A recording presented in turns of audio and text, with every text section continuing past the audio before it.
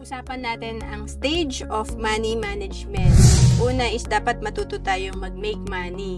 Ito yung kaya tayo nag-aaral para pagka-graduate natin, pwede na tayo magtrabaho at kumita. Pero wag natin kakalimutan yung second stage, yung dapat alam din natin yung save money. Importante sa kinikita natin nakakapagtabi tayo.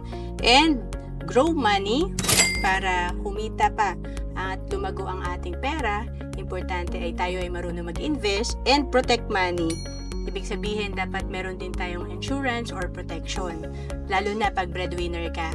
At paano nga ba tayo makakapagsimula sa savings and investment? Siyempre, magsisimula yan sa disiplina. Importante na apply natin yung tinatawag na abundance formula. Ibig sabihin, pagka tayo ay kumita, 20% ng ating kinikita ay naitatabi natin. Kahit magsimula ka sa maliit na halaga or 10% ng kinikita mo, importante may portion ng kinikita mo na napapalago mo. At kung naghahanap ka kung saan ka pwede mag-invest, pwede ka dito sa Kaiser kasi dito tatlo na yung meron ka. Dito meron kang investment, healthcare at life insurance. To know more about Kaiser, message mo lang ako sa FB, Rohan Celis Capistrano.